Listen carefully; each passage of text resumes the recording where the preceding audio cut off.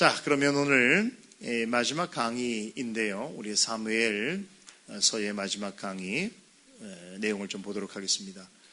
오늘 말씀은 하이라이트입니다. 시간이 되는 데까지 말씀을 드리고 혹시나 오늘 시간이 다 되지 못하면 또 우리에게는 시간이 있습니다. 그죠? 교회로 돌아가서 마무리를 하도록 하겠습니다. 여하튼 최선을 다해서 같이 공부를 해보도록 하겠는데요. 오늘 오전에 우리가 세 번째 강의의 내용으로 사울의 몰락과 다윗의 등장에 관한 이야기를 살펴보게 되었지요. 왜 사울이 이스라엘의 왕정제도의 첫 번째 왕으로 세움을 받았음에도 불구하고 버림받을 수밖에 없었는가라고 하는 것을 이 사사기의 역사적 내러티브의 말씀을 통해서 우리가 자세하게 살펴보았고, 또 그 하나님의 마음에 합당치 못한 사울을 하나님께서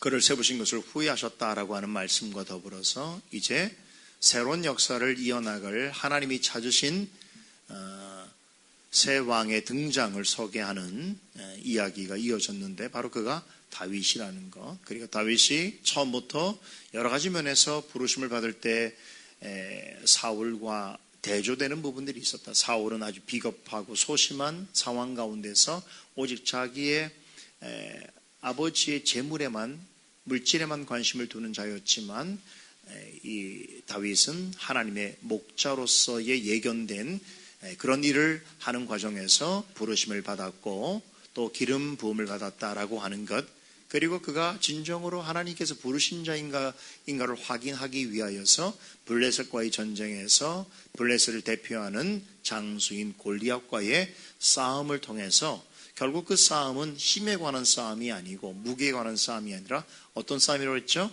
영적 싸움이고 믿음에 관한 싸움이고, 그 싸움의 본질은 결국 하나님의 이름을 모욕하는 자와 할례받지 않은 자와 하나님의 이름으로 나아가는 믿음을 가진 자와의 싸움의 의미를 분명히 드러냄으로 인해서 그 싸움을 통해서 누가 여호와 하나님의 이름을 높이는 것인가, 이스라엘의 구원이 하나님께 있음을 알리는 것인가, 그리고 여호수아 때부터 시작된 정복 전쟁을 누가 완수할 것인가 라고 하는 부분과 더불어서 하나님께서 마음에 합한 지도자로 세우시는 이 다윗이 지혜로운 지도자요, 용감한 지도자요, 위험 있는 지도자요, 존귀한 지도자요, 임마누엘의 지도자라고 하는 사실을 그의 블레셋 장수와의 싸움을 통해서 명백하게 나타내셨다. 그래서 이 다윗의 또 다른 별명이 있는데, 그 별명이 뭐라고 그랬어요? 하나님이 함께 하시는 자다라고 했죠. 그런데 이 다윗에게는 하나님의 함께 하심을 함께 누리는 좋은 동료가 있었는데, 그가 바로 사울의 아들 요나단이었다라는 말씀과 더불어서 요나단과의 언약을 통해서 하나님께서 사울의 아들이면서 또 한편으로는 그 아버지가 원수로 생각하는 자에 대해서 요나단이 대하는 그 태도, 다시 말해서 다윗을 자기의 생명처럼 사랑하고 다윗을 하나님께서 이스라엘의 왕으로 세우실 뜻에 대하여 깨닫고 그에게 자신의 왕의 세습권을 양도할 뿐만 아니라 오히려 그에게 자신을 낮추고 그를 높이는 모습을 통해서 오히려 그리스도와 성도의 관계에 있어서 이 요나단을 통하여서 참된 성도의 모습을 우리에게 보여주셨다라는 말씀과 더불어서 이제 사울의 몰락의 이야기를 우리가 살펴봤습니다. 자, 이번 7번은 이제 35페이지입니다. 35페이지부터 하겠어요. 자, 7번 다윗을 추격하는 사울과 사울을 피해서 도피하는 다윗에 관한 이야기를 살펴볼 텐데요. 자, 여기 오른쪽에 그림 보세요. 지도 보시면 이 지도가 뭘 의미하는 줄 아세요? 다윗이 10년 동안 이 사울을 피하여 도피하는 여정을 다 이렇게 그림으로 나타낸 것인데, 자, 다윗이 이미 왕으로 기름 부음을 받았음에도 불구하고 그는 10년 동안 정말 숨막히는 도피 생활을 합니다. 여러분 생각해 보세요. 자신이 선견자가 찾아와서 하나님께서 왕으로 세울 자라고 하셔서 기름 부으셨고 그리고 구별하셨다고 한다면 바로 어떤 이야기가 진행되어야 됩니까? 하나님의 말씀이 지금 이루어져서 이스라엘의 왕으로 즉위되어야 되는데 그러지 못하고 이미 기름 부음을 받았음에도 불구하고 10년 동안이나 정말로 살 떨리는 도피자의 삶을 살아간다는 것, 이건 우리의 예상을 벗어난 일이죠. 반전이죠. 역설이죠. 그러면 왜 10년 동안이나 기름 부음을 받았음에도 불구하고 그가 도피 생활을 할 수밖에 없었느냐? 몇 가지 이유가 있을 수 있겠죠. 간단하게 생각해 보자. 봅시다. 첫 번째는 뭐겠습니까? 하나님이 쓰시는 자의 특징이 있는데 그게 뭐냐면 하나님의 쓰임 받기 위해서는 그 쓰임 받을 만한 준비가 되어 있어야 돼요. 그 준비 과정이 항상 있는 것이에요. 그래서 그때까지는 어떤 일이 그에게 있냐면 그를 사용하시기에 합당한 자로 만드시는 과정 속에서의 연단이 필요한데 그 연단에는 반드시 고난이라는 게, 주를 위한 고난이라는 것이 대동된다는 것이지요. 또 한 가지는 이런 10년 동안의 도피 생활을 통해서 실질적으로 그가 이전에는 목동으로 살았지만 하나님께서 그를 이스라엘의 왕으로 세우시고자 하는 그 하나님의 뜻에 따라서 그가 하나님과 정말로 함께 하시는 삶을 산다는 것을 실존적으로 경험적으로 체험할 수 있는 시간이 되기도 했다는 것이죠. 개혁신앙은 머리로만 하는 신앙이 아닙니다. 그 신앙은 우리의 삶 속에서, 실존 속에서 경험되어져야 되는 신앙의 성격이 있어요. 그런 것은 대부분 주를 위한 고난의 성격을 통해서 나타나고 그 결과가 연단의 결과로 나타나게 되는 거죠. 그리고 세 번째 실질적인 이유가 있어요. 자, 여기 그림을 보세요. 그림 보면 도망간 이 화살표, 여러분 잘 모르셔야 됩니다. 그러나 느낌으로 보면 어떻습니까? 이 느낌으로 보면 이스라엘의 전역을 다 도망 다니는 거예요.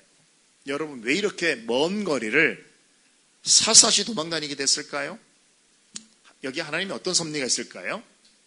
이제 그를 온 이스라엘의 왕으로 세우실 하나님의 뜻 가운데 온 지역에 있는 사람들을 다 만나고 그 지역에 있는 사람들로부터 다 다른 지파의 땅인데 그들에게 지지자를 얻게 되고 그들을 설득하게 되고 언젠가 하나님이 다윗을 통일 왕국의 왕으로 세울 때에 이들이 아주 큰 힘이 되어집니다.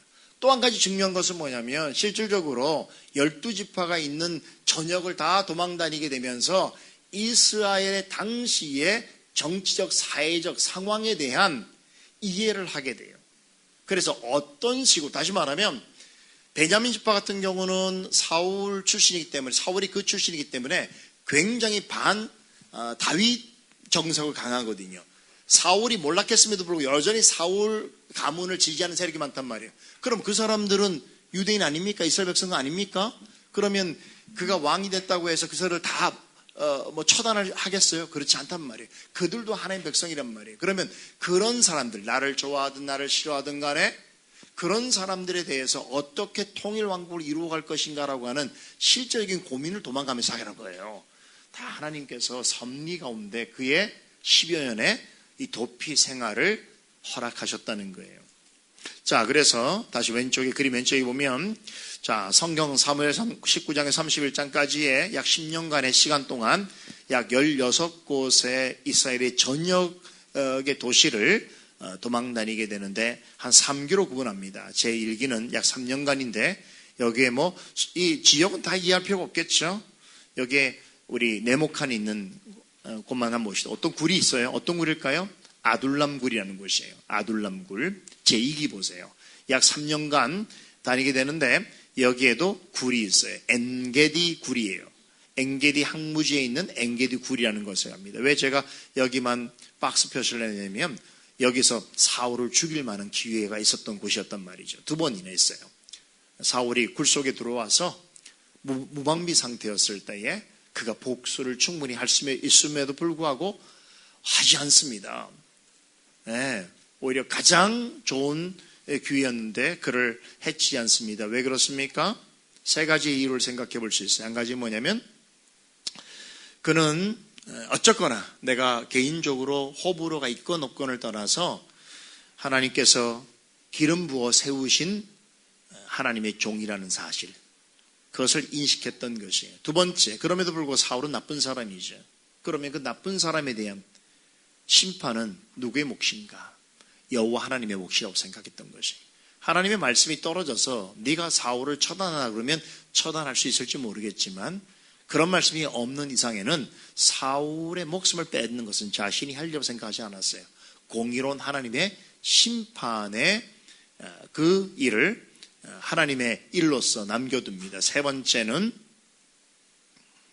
결국 하나님을 경외하는 자로서의 하나님에 대한 믿음이 그에게 있었기 때문에 그런 것이죠. 내가 지금 당장 해치지 않더라도 하나님께서 하신 말씀을 반드시 이루실 것이라고 하는 그 하나님에 대한 기대감이 그에게 있었기 때문입니다.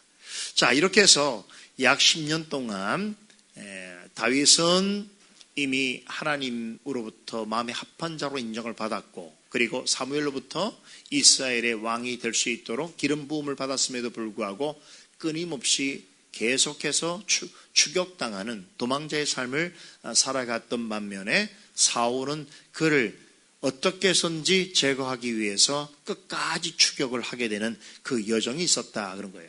자, 거기 네 번째 그림은 조금 여러분들이 이해할 필요가 있어서 그런 건데 블레셋을 2번 도주합니다. 블레셋 땅을. 그런데 이 블레셋 땅을 도주하는 이 성경의 스토리를 보면 지금 제가 드린 이 표처럼 구성이 되어 있어요. 이런 것을 우리가 등치적인 구조라고 볼 수 있는데 A, B, 그 다음에 C, 그 다음에 B-A-라고 하는 이 형식인데 이게 뭐냐면 자, A와 A- 보세요. 2번 다 블레셋 땅에 도주합니다. 그런데 이 도주할 때에 사울을 죽일 수 있는 기회가 있었는데 그렇지 않았다고 그랬죠? 2번이나 사울을 살려줍니다. 그런데 이 사이에 매우 흥미로운 한 사람의 이야기가 등장합니다. 바로 나발이라는 사람이에요. 그래서 이 이야기를 구조적으로 보면 자 보세요. 먼저 블레셋 도망가죠. 그런데 죽일 기회가 있는데 사울을 살렸어요. 그리고 나서 나발의 이야기가 등장하고 또 다시 역전된 이야기가 나오는 거예요. 사울을 살려주고 블레셋 도망가게 됩니다. 이런 이야기 구조가 가지고 있는 의미가 무엇인가 하는 것인데요.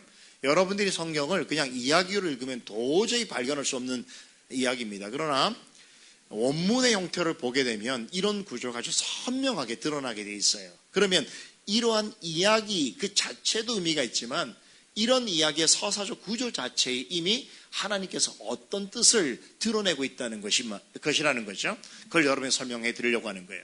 이 가운데 있는 이야기가 나발의 이야기인데 이런 구조에서 가장 중요한 것이 바로 이 사람에 관한 이야기예요. 근데 너무 뜬금없잖아요. 갑자기 도망가는 이야기에서 나발이라고 하는 전혀 어색한 사람의 이야기가 등장하는 것 같단 말이죠. 여러분, 이 나발의 이야기가 어떻게 진행됩니까? 이 사람이 갈멜이라는 곳에서 양치고 염소 치던 사람이었어요. 그렇게 부자가 아니었습니다. 그런데 다윗이 자신의 부하들과 함께 그가 안전하게 이 목자 생활을 할 수 있도록 그를 보호해 줍니다. 그 덕분에 이 나발이라는 사람이 엄청난 거부가 되는 거예요.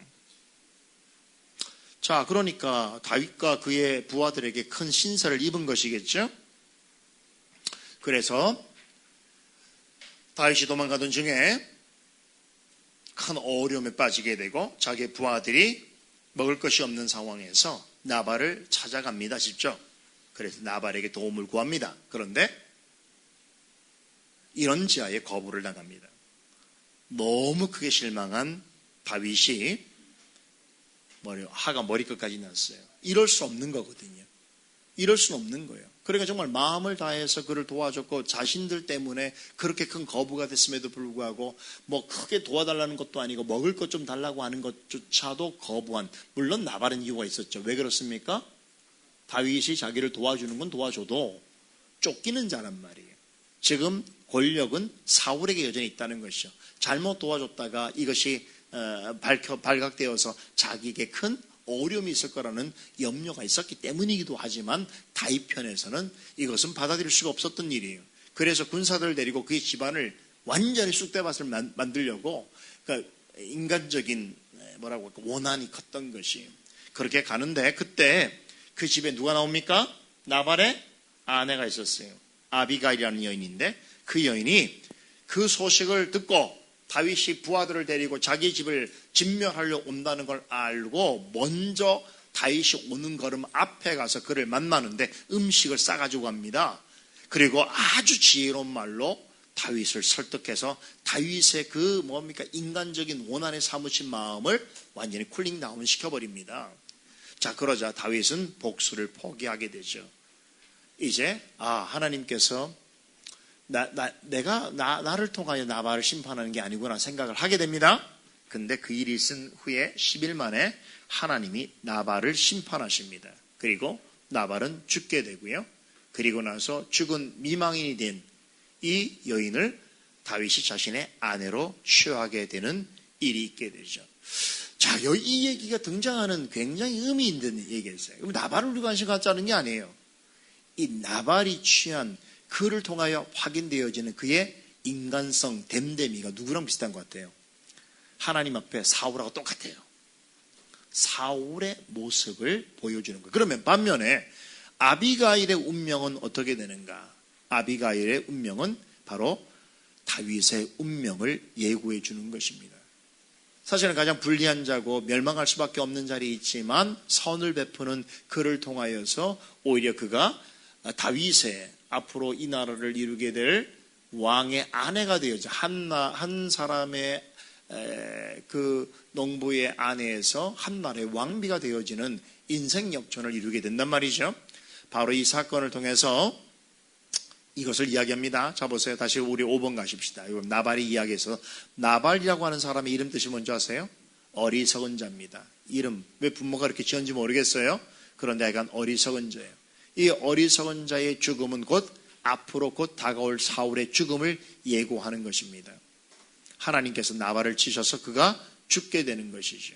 자, 그런데 그의 아내인 아비가일은 어떻습니까? 아비가일이라는 이름은 하나님은 나의 기쁨이라고 하는 뜻입니다. 아비가일이 뭐라고 이야기했는지 우리 한번 사무엘상 25장 28절에서 29절 말씀을 한 목소리 읽어보도록 하겠습니다. 여호와께서 반드시 내 주를 위하여 든든한 집을 세우시리니 이는 내 주께서 여호와의 싸움을 싸우심이요 내 주의 일생에 내 주에게서 악한 일을 찾을 수 없음이니이다. 사람이 일어나서 내 주를 쫓아 내 주의 생명을 찾을지라도 내 주의 생명은 내 주의 하나님 여호와와 함께 생명싸개 속에 쌓였을 것이요 내 주의 원수들의 생명은 물매로 던지듯 여호와께서 그것을 던지시라. 와, 놀랍죠. 내 주는 다윗을 얘기하는 거예요. 내 주의 원수들은 하나님께서 마치 그 생명을 물매로 던져버리듯이 그들을 심판하실 것이지만 내 주의 생명은 마치 이게 다시 말해 어린 아이를 이렇게 보자기에 싸서 그 생명을 유지하는 것처럼 그렇게 하실 것이다 라고 하는 이 고백을 하게 되니 그거를 받고 감동을 받습니다. 결국 그녀의 이 말은 사울과 다윗의 운명에 관한 하나님의 예언이었던 것이지요.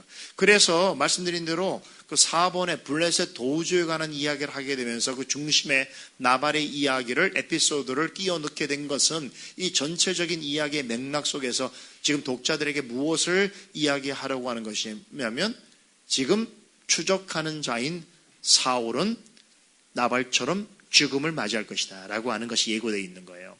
그리고 지금 도피하고 있는 다윗은 아비가일처럼 생명을 얻게 될 것이라고 하는 예고가 이 이야기 속에 살포시 들어가 있는 거예요. 이런 걸 볼 수 있는 것이 바로 신학적인 통찰이에요. 여러분들이 이런 얘기를 듣고 잘 성경을 보시면 왜 성경이 이런 방식으로 기록됐는지를 하나하나 이해하게 되는 거죠. 이제 마지막으로 사울의 비참한 최후에 관한 이야기를 우리 나누도록 하십시다. 사울은 이스라엘을 40년 동안 통치하게 되죠. 그런데 자, 왕으로 부름받을 때에 가장 먼저 하나님으로부터 요구되었던 일이 뭐라고 그랬죠? 블레셋으로부터 이스라엘을 구원시키라는 거잖아요. 그런데 왕이 되고 나서도 이 핑계 저 핑계 대서 2년 동안 아무 일도 하지 않다가 2년 후에서야 전쟁을 나가는데 앞서서 제대로 전쟁도 안 하고 굉장히 소극적인 부정적인 태도를 취하고 오히려 아들을 앞세워서 전쟁을 더 하게 되고 공은 자기가 취하고 그리고 계속 상태는 유지하는 그런 방식으로 있었단 말이에요. 그래서 놀랍게도 보세요. 사울이 왕이 되기 전에 선견자 사무엘을 하나님이 보내셔서 그가 해야 할 일이 이스라엘 백성을 블레셋으로부터 구원시키는 일이라고 말씀하셨음에도 불구하고 40년 동안 왕이 있으면서 블레셋 족속이 아직도 살아있어요. 더 기세가 등등했어요. 결국 이것은 뭘 말하는 것입니까? 그가 하나님이 부르신 왕에 관한 소명을 하나도 이루지 않았다는 거예요. 결국 여러분 얼마나 아이러니한 줄 아세요? 왜 아이러니한가를 잘 들어보세요. 그가 처음 부름받을 때에 블레셋 족속을 쳐서 이스라엘을 구원하는 소명을 받았는데 그 소명에 대해서 그가 끝내 40년 동안 하나님 앞에 순종하지 않았을 때에 결국 그 대상이 된 블레셋으로부터 죽임을 당합니다. 길보아산 전투에서 죽는데 바로 블레셋 사람들과의 싸움이었어요. 자, 여기 이 싸움에서 얼마나 비참하게 죽는지 보세요. 이 싸움에 나가는데요. 이때도 용기가 없어갖고요. 전차는 타긴 한데 당시의 왕들은요. 맨 앞에 서갖고 이 군사들을 이끄는 역할을 나를 따르라 그러면서 전쟁을 하는 거예요. 여러분 그런 전쟁 봤죠? 옛날 고대 시대에 그 로마 사람들 전쟁하는 거 보면 큰 표곤을 사이에 두고 양편이 이렇게 서잖아요. 그래서 양편에서 전쟁하기 전에 막 서로를 조롱하고 막 서로에 대해서 사기를 막 꺾는 이야기들을 막 하고 그런단 말이에요. 그렇죠? 그러다가 조금 좀 시간이 지나면 어떻게 됩니까? 대표자들이 나와서 싸움을 합니다. 그러면서 서로 막 싸움을 막 돋구는 거예요. 그러다가 나중에 이제 결정적인 시간이 되면 양편 군인들이 뭉쳐서 이제 싸움, 육박전을 하게 되는 거죠. 자, 그런데 이런 싸움에 가장 먼저 나가야 될 용기 있는 사람이 왕이란 말이에요. 그런데 이 마지막 여기서 죽은 이 전쟁에서 어떻게 한지 아세요? 뒤에 뒤쳐져 갖고 일반 병사의 옷을 입고 자기가 왕이라는 걸 보여주지 않기 위해서 그래서 마차를 타고 일반 병사처럼 그렇게 하다가 여러분 그리고 중무장합니다. 그런데 저쪽 편에서 블레셋 사람이 쏜 화살이 슉 날아왔는데 이 화살은 누굴 맞추려고 하는 거예요? 아무나 죽어라는 거예요. 아무나 맞고 되져라 이런 의미에서 쏘는 화살이에요. 목적이 없어요. 그래서 하늘에 막 수천 발의 화살을 막 쏘듯이 어떤 병사가 얘나 먹고 죽어라 쫙 쐈는데 슉 날아오더니만 그 사울이 중무장한 사울에 하필이면 이 옷깃 있잖아요. 여기 투구에서 이 갑옷을 입은 요 사이에 목덜미 있잖아요. 여기는 약간 비어 있거든요. 하필이면 여기를 관통해서 죽어버려요. 그 자기 딴에는 어떻게 해서든지 살아보려고 애를 썼는데 죽게 된단 말이에요. 그런데 그러고 나서 중상을 당하게 해서 쓰러지게 되자 어떻게 합니까? 31장에 보면 여기 중상을 입고 쓰러지죠. 쓰러졌는데 우리 3절 보세요. 사울이 패전하며 활 쏘는 자가 따라잡으니 사울이 그 활 쏘는 자에게 중상을 입은지라. 그리고 나서 어떻게 합니까? 그 무기를 든 자에게 이르되 내 칼을 빼어서 그것으로 나를 찌르라. 무슨 얘기입니까? 그래도 할례 받지 않는 이방 사람들에서 내가 죽었다는 말을 듣는 것보다는 어떻습니까? 그런 전쟁에 나서 그렇게 비참하게 죽었다는 것보다는 차라리 내가 그렇게 당당하게 죽었다라고 그렇게 이름 내고 싶다는 거예요. 마지막 순간에도 참 그렇게 뭡니까? 왕으로서의 그런 모습을 보이지 못합니다. 그런데 결국 사울이 죽은 건 어떻게 죽었냐면 중상을 입긴 했지만 사울이 자신의 칼을 뽑아서 스스로 그 위에 엎드러지는 방식으로 죽습니다. 소위 말하면 자살을 하게 된 것이죠. 물론 중상이었으니까 어찌할 바도 없을 수도 있겠지만 자살을 합니다. 자살한 이유는 여러 가지를 생각해 볼 수 있겠죠. 할례 받지 못한 이방인 블레셋 사람들에게 붙잡혀가서 모욕을 당하고 고문을 당하느니 차라리 내가 스스로 목숨을 끊는 게 낫겠다고 생각했을 것이고 이미 이 전쟁의 승패가 기울었다는 것을 판단했겠죠. 자, 그런데 이 비참한 죽음에 관해서 이미 신명기서에는 예언이 되어 있습니다. 언약을 저버린 자에 대해서 그는 전쟁에서 패배할 것이요 끔찍한 죽음을 맞이할 것이며 그의 소유와 자녀와 땅의 모든 것들을 상실할 것이라고 하는 이 말씀을 율법으로 하나님께서 일찍이 모세를 통해서 주셨습니다. 자, 결국 이 언약의 성취라고 봐야 되겠죠. 그의 죽음은. 자, 그런데 네 번째 사울의 이 죽음이 갖고 있는 역설이 있는데 그 아이러니예요. 그 역설은 무엇이냐면 자 보세요. 이스라엘을 블레셋 손에서 구할 사명을 가지고 왕이 되었죠. 그런데 오히려 그는 누구에게 의해서 죽습니까? 블레셋 사람들에 의해서 비참한 죽음을 당하게 되는 것입니다. 결국 하나님께서 주시는 그 사명을 올바르게 감당하지 못하게 될 때에 그 사명에 관한 부담과 그 사명을 이루지 못하는 불순종의 열매로 인해서 더 큰 고통을 받게 되어지는 그런 상황이 되어진 것이죠. 또 한 가지 이 죽음의 역설이 뭡니까? 그가 왕이 될 때에 많은 사람들이 베냐민 지파임에도 불구하고 그를 만세삼창하고 왕으로 삼았던 이유는 보통 사람들보다 인물이 좋았기 때문에 그랬죠. 외모가 출중했기 때문에 그렇죠. 그런데 그가 죽는 모습은 여러분 어떻습니까? 가장 비참한, 가장 절망스러운 모습으로 죽는 이 모습을 통해서 대비하는 거예요. 다시 말하면 여러분 이렇게 죽은 다음에 끝난 게 아닙니다. 블레셋 군인들이 이 사울을 어떻게 한지 아세요? 죽은 사울을 스스로 죽었는데 그의 갑옷을 벗깁니다. 그리고 그의 머리를 베어버리고 그 머리를 우상의 신당에 보냅니다. 그리고 남은 그 시신을 어떻게 하는 줄 아세요? 갈보야 성읍에다가 매달아 놨어요. 목 없는 시신을 옷 다 벗기고 있어요. 그러니까 한 나라 일국의 왕인데 여러분 이렇게 비참하고 상상할 수 없는 그런 참담한 죽음을 맞이하게 된 것이죠.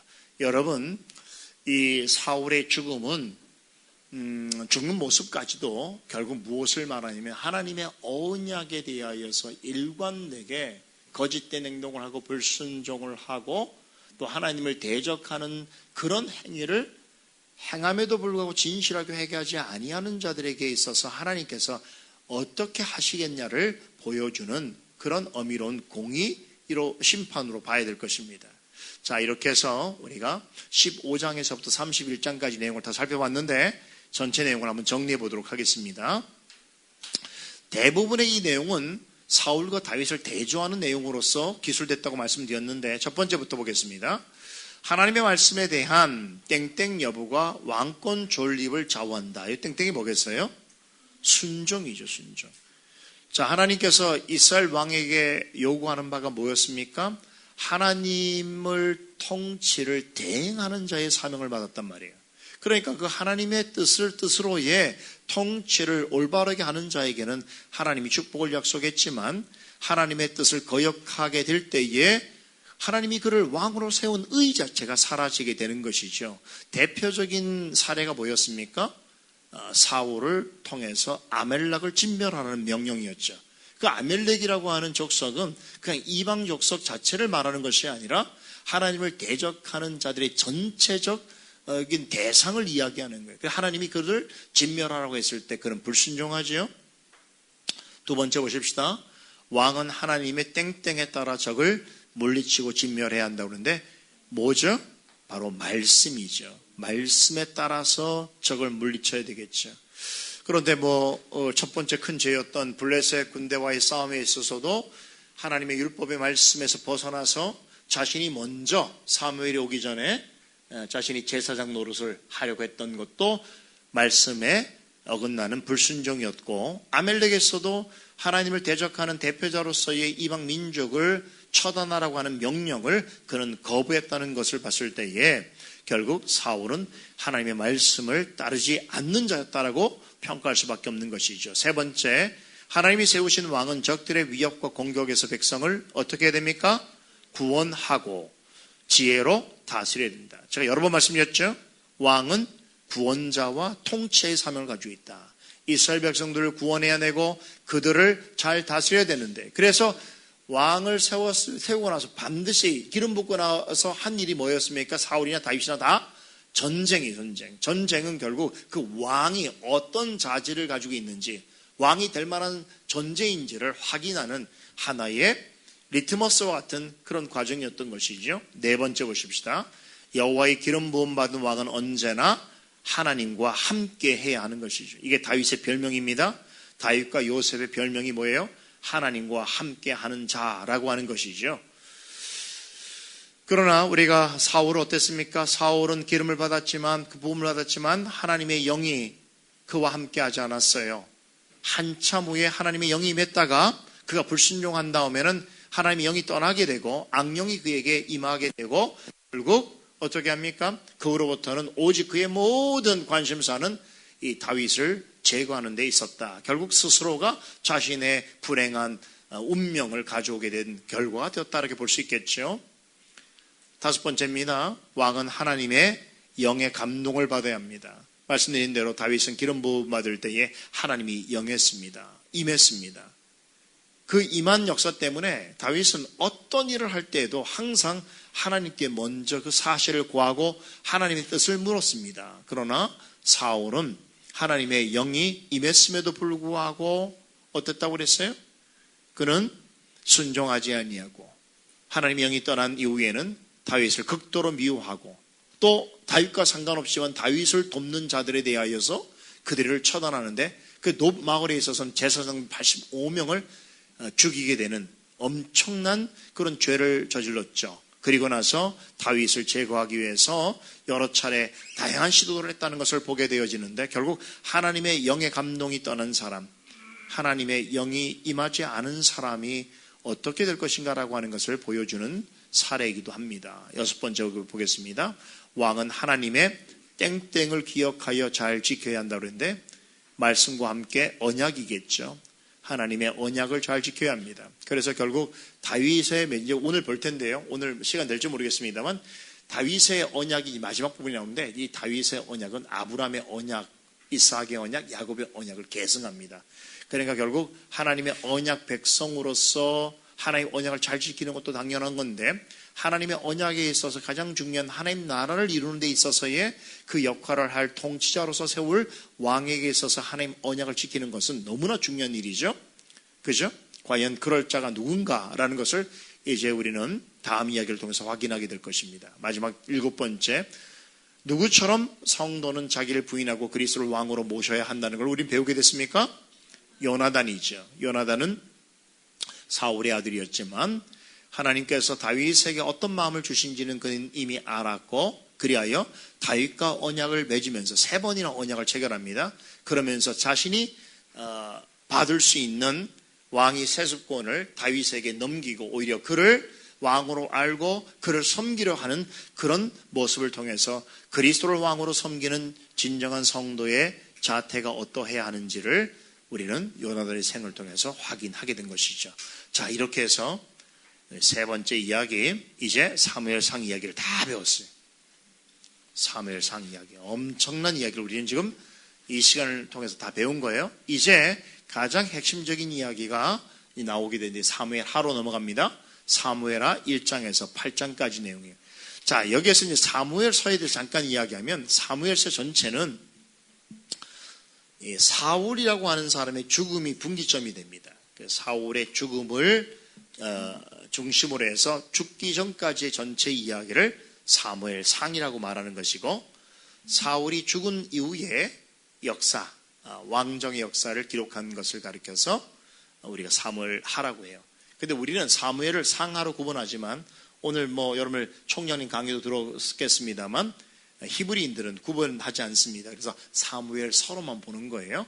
사무엘서로 보는데 우리는 사무엘 상하를 왜 이렇게 구분하게 되냐면 이 구분하는 것은 하나님의 언약의 역사가 이루어지는 그 맥락에 있어서 훨씬 우리가 명백하게 그 내용들을 잘 이해할 수 있도록 하기 위해서 이런 분류를 하게 된 것이 사실은 한 권의 책이라고 말해야 됩니다. 자, 그런데 이제 다음 이야기는 사울이 죽은 이후의 이야기인데, 자 보십시다. 거기 내용 분석 봅니다. 항상 우리가 먼저 이야기를 할 땐, 전체 얘기를 할 때는 큰 숲을 먼저 보고 우리가 나무를 보는 방식이죠. 대단히 훌륭한 교육법이죠. 이런 걸 배우셔요, 저한테. 그게 중요해요. 성경이든 중요한 이야기를 할 때는 여러분들 먼저 전체에 대한, 제가 지금 창세기 강의를 몇 번째 하고 있죠? 114번째예요, 지난주가. 114번째 하지만 제가 매번 여러분한테 그 창세기에 있는 숲에 관한 이야기를 하지만 제 머릿속에는 항상 창세기 전체 그림이 항상 있어요. 그렇기 때문에 그 전체의 숲에 대한 이해를 가지고 있기 때문에 나무에 관한 이야기를 하지만 그 나무에 관한 이야기를 아무리 자세하게 하더라도 다른 길로 가지 않는 거예요. 다시금 그 숲 전체가 어떤 길로 가야 되는지를 보게 되는 거예요. 이건 제가 여러분 절대 자랑 아닙니다. 왜 이 말씀을 드리냐면 우리 자녀들한테도 잘 이해하면 좋은데 무슨 공부를 하더라도 어떤 이해를 하더라도 항상 이런 이해가 필요한 거예요. 내가 지금 공부하려고 하는 그 내용의 전체적인 내용이 어떤지를 숙지한 상태에서 세세한 이야기를 이해하는 방식은 무엇을 이해하고 그것을 표현하는 데 있어서 굉장한 유익감이 있다는 걸 설명드리는 거예요. 여러분 진짜 해보세요. 저는 성경을 거의 이런 방식으로 보거든요. 그러니까 이번도 이제 우리가 전체 이야기를 할 때 세세한 이야기를 하기 전에 이제 큰 이야기부터 한번 보잔 말이에요. 내용 분석으로 들어갑니다. 자, 4개의 이야기 전체 단락으로 한번 나눠봤는데 1장 1절에서 1장 전체군요. 1장 전체는 사울의 죽음에 관한 이야기예요. 자, 사울의 죽음이 왜 중요한가 하면 하나님의 마음에 합하지 않은 자가 다스리는 이제 왕정이 이스라엘 역사에 있어서 종결되었다고 말하는 것인데 결국 이 종결된 역사는 우리에게 뭘 요구하고 있냐, 어떤 관심을 가지게 되냐면 그렇다면 백성들이 이방 나라와 같은 방식으로의 통치를 얻기 위해서 인간적 세속적인 기준을 제시하여 세운 그 왕제도가 어떠한가? 그 왕은 사울이 40년 동안 했지만 이건 40년은 사실은 세속적 나라의 통치의 유관 역사하고 다 맞물려 있는 거예요. 같은 방식이에요. 그런 나라가 여러분 아무리 많은 사람들이 그 왕을 세우기 위해서 애를 쓰고 관심을 갖고 그 왕이 즉위하고 사람들이 좋아하고 그 왕이 권력을 가지고 전쟁에서 이기고 지고 하는 일들이 있다고 하더라도 그 결국은 어떻게 되냐면 여러분 사울보다 나은 결국이 없다는 것을 말해주는 것이죠. 그러므로서 이 사울의 죽음이라고 하는 건 또 우리에게 어떤 희망적인 메시지를 준 거죠. 그렇기 때문에 우리는 누굴 찾아야 돼요? 하나님의 마음에 합한 자가 누구인가? 어떤 지도자가 하나님의 마음에 합한 자인가를 찾는 일이 있어야 되는데 그걸 우리는 못 찾아요. 그래서 하나님이 역사를 통해서 찾아주시는 거예요. 우리를 위해서. 우리가 그 이야기를 이제 살펴보게 될 것입니다. 자, 근데 사울의 죽은 이야기를 전하면서 이 사무엘서 기자는 다윗의 태도를 주목하는데 다윗이 좋아하지 않아요. 와, 희한하죠. 여러분 원수 중에 원수 아니에요. 자기를 얼마나 많이 괴롭히고 죽이려 했던 자입니까? 그런데 사울이 죽은 이야기를 듣고 다윗이 좋아하기는커녕 매우 슬퍼하면서 뭐를 부른 줄 아세요? 애가를 만들어요. 슬픈 노래를 만듭니다. 왜 다윗은 사울의 죽음을 기뻐하지 않고 슬퍼했는가? 조금 후에 제가 말씀드릴게요. 왜 다 의미가 있어요.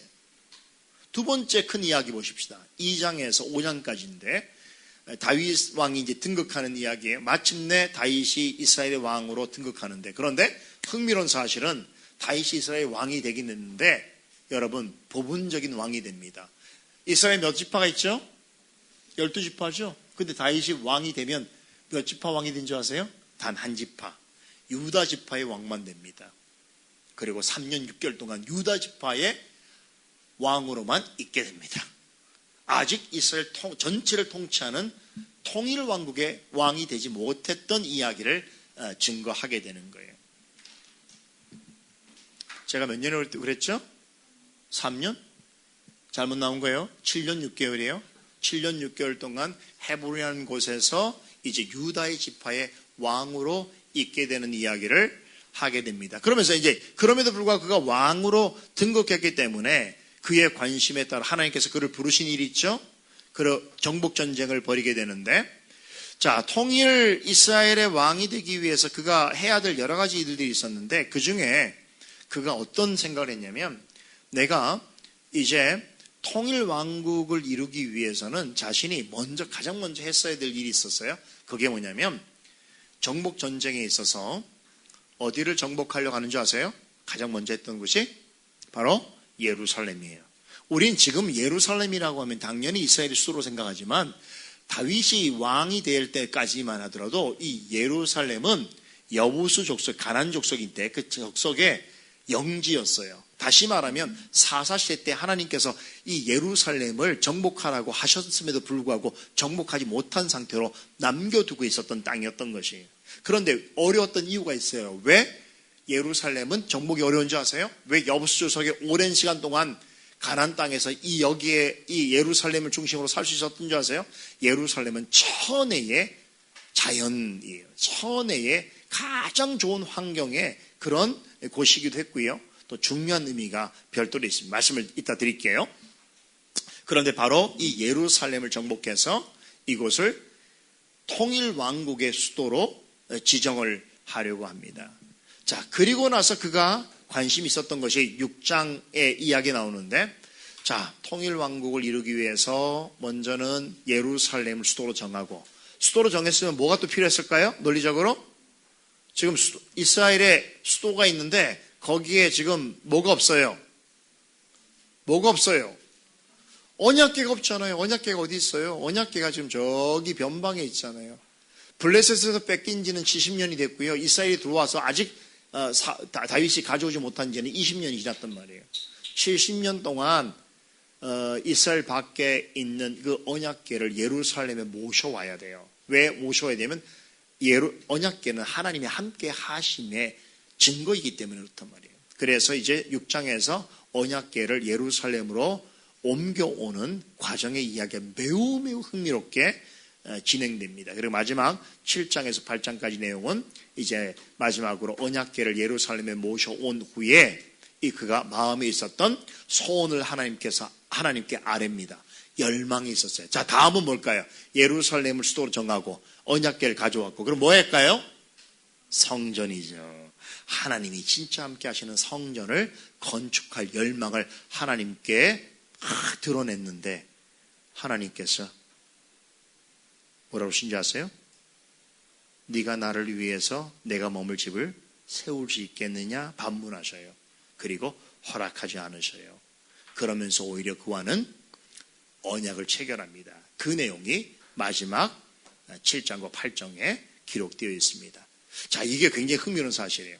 여기서 다윗의 언약이라는 내용을 통해서 하나님께서 그에게 개인적으로 열망하는 꿈이 되었던 성전은 짓게 하지 아니하시지만 그를 통하여 아브람 때부터 약속하셨던 그의 위를 세울 자고, 또 그를 통하여서 이스라엘을 구원할 메시아가 올 일에 대하여 하나님께서 예고하시는 말씀을 하게 됨으로 인해서 메시아를 예표하는 다윗이 이루지 못한 일을 앞으로 그를 통하 예표된 예수 그리스도에서 성취하게 되어질 부분을 이제 이 부분에 남겨두십니다. 자, 이렇게 해서 전체 우리가 이제 살펴볼 이번 수련회에서 마지막으로 살펴볼 사무엘상의 전반부 내용에 대한 전체적인 숲을 볼 수 있는 내용을 우리 잠깐 살펴봤고요.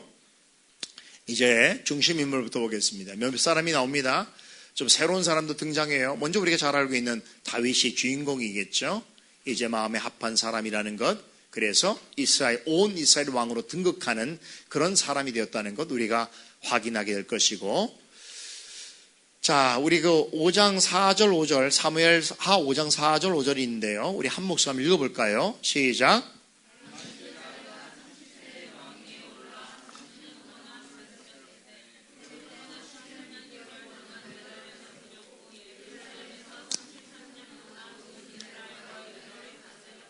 흥미로운 사실을 꼭 기억하셔야 됩니다. 40년 동안의 다윗의 통치기는 이스라엘 전체 역사에 있어서 황금기였습니다.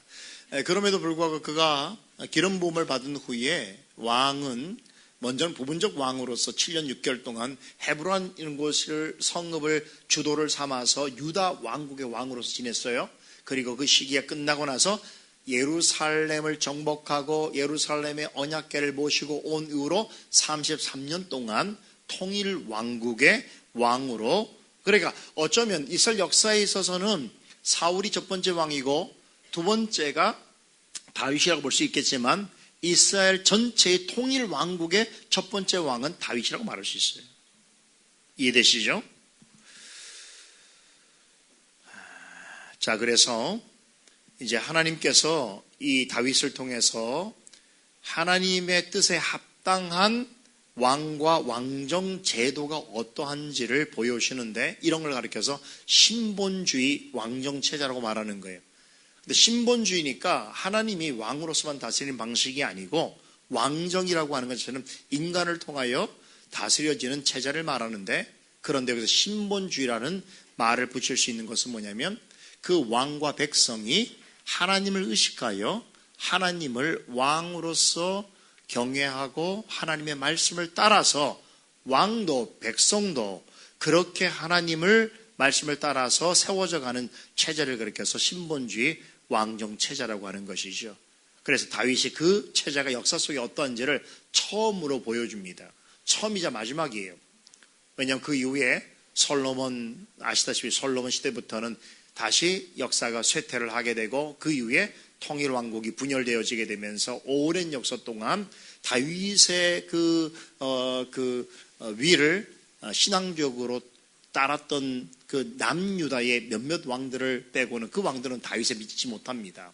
다윗을 따르지만 미치지 못해요. 그런 면에서 볼 때는 역사 속에서 성경적 신본주의 왕정체제를 거의 가장 절정을 이루었던 왕은 다윗밖에 없습니다.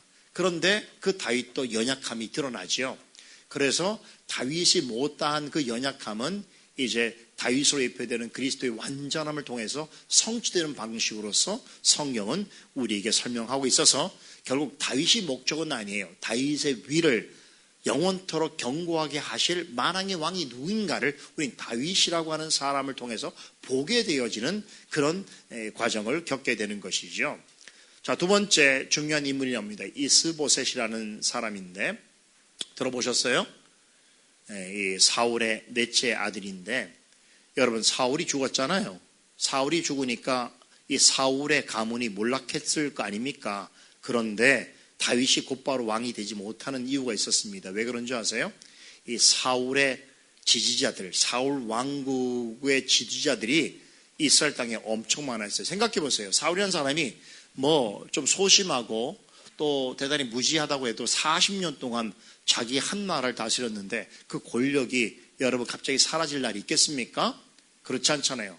40년 동안 그가 그 권력 속에 그 사울의 집권하에 있던 많은 사람들이 여러분 놀랍게도 이스라엘 12지파 중에 11지파가 다 사울 편이었어요. 유다 지파를 빼고는.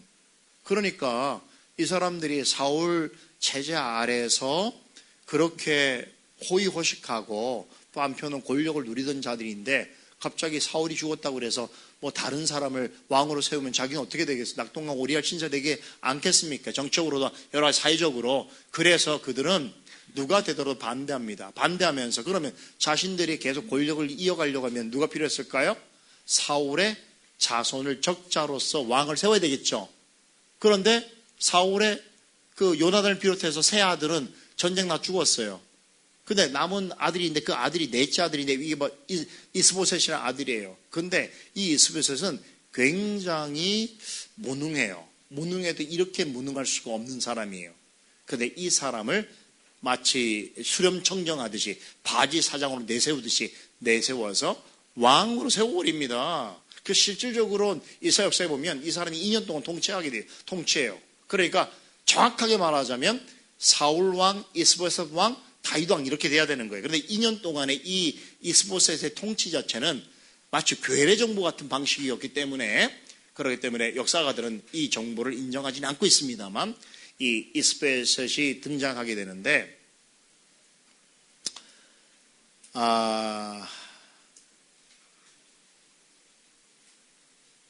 자, 이 이스보셋 사람이 결국은요 너무너무 무능해요. 이 무능한 이유 중에 한 가지가 뭐냐면 그 4번 보시면 아브넬이라는 사람이 사울의 군사령관인데 이 사람이 결국은 사울이 죽은 후에 이스보셋을 왕으로 세우는데 아주 큰 역할을 합니다. 그러니까 이제 한 신하인데 이 신하가 사울 가문의 몰락에도 불구하고 그 가문을 계승하기 위해서 몸부림치면서 사울의 넷째 아들이지만 무능하지만 그러나 적자인 이스보셋을 왕으로 세우게 되는데 근데 나중에 이 아브넬하고 크게 원래는 이제 아브넬이 거의 뒤에서 조종하다시피 했거든요. 근데 둘 사이가 아주 뒤틀려지게 됩니다. 그 이유는 뭐냐면 이 아브넬이라는 사람이 야망이 엄청 큰 사람이에요.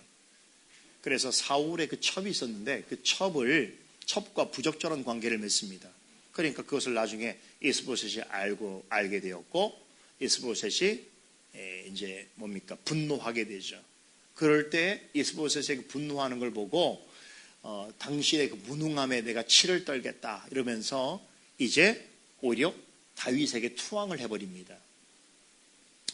자, 그런 관계가 있는데, 자, 이 아브넬, 세 번째 보세요. 아브넬은 이스보셋과 함께 이 사울의 왕조를 어떻게든 이어가려고 했던 신하라고 말씀드렸죠. 그런데 3번 요압 보세요. 요압은 바로 이 다윗의 군대 장관인데, 이 다윗의 조카이면서도 다윗 왕국의 건설의 1등 공신이 되죠. 특별히 다윗이 사울에게 쫓겨다닐 때에 그의 군사령관으로서 다윗을 정말 많은 부분에서 도와줬던 사람, 최대의 조력자죠. 나중에는 비참한 결과를 솔로몬 때 맞게 됩니다만, 자, 여하튼 간에 이 요압과 아브넬이 있단 말이에요. 요압과 아브넬을 얘기하니까 우리 김진수 교수님 아까 얘기했던 얘기가 기억나네요. 혹시 아까 들으셨어요? 김진수 교수님 얘기하는 거 들으셨어요? 그 고고학 얘기하면서 맨 마지막 쯤에 그 시리아에서 어떤 그 부조화가 발견됐는데 그게 뭐였어요? 어떤 군인들이 서로 머리 잡고 칼 가지고 서로 막 찌르는 싸움 봤다고 그랬죠? 네. 그 싸움이 바로 이 아브넬과 요압의 싸움이에요. 이게 기가 막히게도 사무엘하 2장에 기록되어 있거든요. 그러니까 성경은 정말 놀라운 거예요. 성경은 누구가 증명해야 하나님의 말씀은 아니지만 성경은 역사 자체를 팩트로 기록한 것이기 때문에 다른 역사에 있어서의 그 기록들이 팩트가 되었던 것들이 성경하고 딱 일치하는 것들이 여러 가지 고고학적인 증거물로 등장하게 되는데, 아까 우리 김진수 교수님이 이야기했던 게 그 한 가지 예란 말이에요. 그래서 그 시리아 문건의 내용에 보게 되면 당시에 군사들이 서로 싸우는 싸움의 방식을 부조로 만들어 놓은 거잖아요. 그게 뭐냐면 병사들이 머리채 잡고 서로 칼로 찌른단 말이에요. 이 싸움이 언제 벌어진 줄 아세요? 기브온이라고 하는 못을 중심으로 해서 그러니까 다윗을 따르는 편인 이 요압 장군과 이스보셋을 따라서 다시 이 사울의 가문을 승계하려고 했던 이 아브넬 군사들이 싸움을 하게 됐단 말이에요. 싸움하는데 어떻게 싸움하냐면 이 요압이 얘기를 합니다. 야, 겁장이들, 너희들이 이렇게 해서 우리를 이길 수 있냐? 그러니까, 야, 그럼 이길 수 있지. 막 소리 지다가, 그러면 서로 상대방에서 싸움 잘하는 사람 보내갖고 한번 싸워보자. 그래서 12명을 보냅니다. 그래서 12명을 보내서 중간에 12명이 싸우는데, 싸울 때 성경이 이 모습으로 싸워요. 서로 머리채 잡고 칼을 찔러요. 누가 이겼을 것 같아요? 네, 요압 장군 편, 다윗 편이 이깁니다. 그러니까 아브넬이 도망가잖아요. 도망가는데 이 요압 장군의 셋째 동생이 있어요. 아사엘이라고. 이 친구는 발이 엄청 빨라요. 그래서 별명이 들노루예요. 발 빠른 들노루. 그러니까 아브넬이 도망가니까 이 아사엘이 막 발이, 여러분 옛날에 만화 봤잖아요. 확 이렇게 가는 거예요. 발이 안 보여요. 확 가고 막 따라가. 그러니까 이 아브넬이 지형을 너무 잘하는 장군이야. 그래서 기다리고 있다가 발 빠르게, 발은 빨랐으면 멈추지 못하는 사람이야. 그래서 그 자리 죽어버려요. 죽으니까 아사엘이 죽었잖아요. 그 아사엘은 요압의 동생이잖아요. 요압이 그 소식을 듣고 어떻게 했어요? 복수심. 그래서 나중에 아까 말씀드렸죠? 아브넬이 이 이스보셋의 무능함에 치를 떨다가 결국은 다윗에게 찾아와서 승복하고 이제 다윗과 함께 다시 한번 다윗을 통일 왕국의 왕으로 세우겠다라고 하는 그런 언약을 체결하니까 다윗이 이 아브넬을 아주 받아들입니다. 큰 마음으로. 그런데 이것을 꼴깍게 본 사람이 있겠죠? 요압이 자객을 보내서 아브넬을 죽여버리는 일이 있어요. 드라마 같은 이야기죠. 한편에 지금 대하 드라마를 해서 얘기해 주는 거예요. 들어보셨어요, 이런 얘기를? 근데 못 보더라도 오늘 교수님 같은 분이 오늘 얘기하잖아요. 이런 기록이 성경에 있는 게 아니라 성경에 있는 기록이 다른 역사의 비문 같은데 정확하게 기록이 있다는 것은 성경이 팩트가 아니라고 하는 걸 부정할 수가 없는 거란 말이에요. 그래서 공부를 하면 할수록 신학 공부뿐만 아니라 신학과 관련된 다양한 그런 세계사적인 공부를 하게 되면 믿지 않을 수 없는 그런 일이 되는 거예요. 이해되세요? 그러니까 여러분들은 그런 것을 다 그 길을 여러분이 스스로 갈 수 없기 때문에 저와 같은 사람들 통해서 늘 여러분들이 이해하고 간접적 경험이 여러분들의 개인적 경험으로 승화되는 방식으로 교육을 받고 있는 거예요. 그렇죠? 좋은 일이잖아요. 여러분 신학 공부 안 했는데, 신학교로해서 신학 공부 그렇게 할 필요도 없는데, 지금도 여러분들이 무슨 신학 저널을 읽을 필요는 없잖아요. 그런데 이미 있는 그런 내용들과 자료들을 다 통해서 여러분을 소개할 때 이제 그런 내용들이 여러분들이 갖고 있는 신학적 인식을 강화시킬 뿐만 아니라 여러분들이 옳은 길로 가고 있다는 것에 대한 확증적인 증거를 여러분 제시해 주게 되는 거란 말이에요. 이게 참 좋은 일이에요. 그죠? 재밌죠? 재밌나요? 수련회가 아니라면 들을 수 없는 얘기예요. 그죠? 그죠? 자, 이제 중심 내용 보겠습니다. 사울의 죽음, 아까 제가 잠깐 언급했는데 사울의 죽음에 있어서 사무엘 하 기자는 사무엘 하는 사울의 죽음을 전하는 소식으로 인해서 이 사무엘 하의 역사를 시작하고 있는데 1장 1절 한번 읽어볼까요? 사울이 죽은 후에 다윗이 아멜렉 사람을 쳐 죽이고 돌아와 다윗이 시글락에서 이틀. 자, 사울이 여러분 이게 참 한 구절이지만 이 한 구절이 속에 그 압축되어 있는 역사적 진술들이 엄청난 것들이에요. 여기서 사울이 죽었다라고 하는 것은 앞에 블레셋 전쟁에서 사울이 그냥 죽었다라고 하는 어떤 그 현상적인 기록을 남기는 게 아니라 결국 사울이 죽었다는 것은 앞서서 우리가 처음부터 얘기했던 이스라엘 백성들이 요구해서 세운 그 왕정의 실패와 몰락의 역사가 종언을 구하게 됐다는 것을 선포하고 있는 선언적 의미가 있을 뿐만 아니라 결국 아멜렉을 진멸하라고 했는데 그것을 진멸하지 않은 걸로 인해서 하나님으로부터 폐위를 당하게 되었던 그였지만 다윗은 어떻게 했다고? 순종해서 아멜렉을 이겼다 이런 얘기를 시작하는 거예요. 그래서 이 사울과 다윗과의 관계를 대조하는 방식으로 우리에게서는 사울을 평가는 하나님의 평가에 대해서 준엄성을 갖게 될 뿐만 아니라 다윗에 대해서는 새로운 왕에 대한 기대를 갖게 하는 그 마음을 독자들이 가질 수 있도록 하는 그런 목적에서 1장 1절이 기록이 되어 있는 거예요. 엄청난 내용들이 있는 거예요, 이 속에. 자, 그럼 계속 우리가 이야기를 좀 더 해봅시다. 사울이 죽었잖아요. 그런데 어느 날 갑자기 이 아멜렉 청년 하나가 다윗을 찾아오게 됩니다. 그러면서 자기를 아멜렉 사람이라고 하면서 뭐라고 주장하냐면 자기가 사울하고 전쟁 그 통에 있었는데 근데 사울이 도망친 걸 보고 자기가 쫓아가서 사울을 직접 죽였다고 이야기합니다. 아까 우리가 그러니까 본문하고 맞지 않죠? 아까 본문은 그가 중상을 당하고 스스로 자기 칼에다가 자기의 몸을 던져서 죽었다, 자결했다. 이렇게 우리는 알고 있는데 이 아멜렉 청년 하나가 와서 지금 이 사실은 우리가 성경 기록을 보고 있으니까 아는 사실이지만 당시에는 이걸 누가 리포트하지 않으니까 알 수 없는 사실 아니에요. 그런데 지금 사울이 죽었다는 사울이 어떻게 죽은지는 다윗이 모를 거 아닙니까? 예? 근데 아멜렉 청년 하나가 와서 자기가 전쟁에서 사울 왕을 직접 죽였다라고 하면서 다윗에게 찾아온 거예요. 왜 이렇게 찾아왔을까요? 그 일은 다윗과 사울과의 관계를 그는 알고 있었던 사람이죠. 그래서 이렇게 말을 하게 되면 어차피 사울은 죽었는데 죽은 사울에 대해서 내가 죽였다고 말한들 누가 알소냐라는 생각 가지고 와서 다윗에게 거짓말을 합니다. 거짓말하는 목적은 뭘까요? 칭찬과 상을 얻기 위했던 것이지요. 보상이 있을 거라고 기대했던 것이에요. 그런데 자 여기는 여러 가지 복합적인 죄가 다 포함되어 있는 거예요. 일단 위증이 있죠. 그리고 다윗에게 아첨을 하죠. 그리고 자신이 결국은 사울을 죽였다는 살인죄를 범했다는 걸 말하는 것이죠. 그리고 그러면서 자신이 공로를 얻기를 원하죠. 여러 가지 또 그걸 출세를 하길 바라지 않은 복합적인 죄가 그에게 있었는데 사실은 대부분의 지도자들은 이런 거를 판단할 수가 없어요. 판단할 능력이 없어요. 근데 다윗은 판단합니다. 여호와의 영이 있기 때문에. 그래서 이 다윗은 그 하는 말을 가지고 그가 거짓말이라는 것을 판단했을 뿐만 아니라 실제라고 하더라도 그것은 용서받지 못할 죄라고 생각했습니다. 그래서 1장 사무엘하 1장 14절 15절 한번 읽어볼까요? 다윗의 심판에 관한 내용을 한번 보십시다. 다윗이 그에게 이르되 내가 어찌하여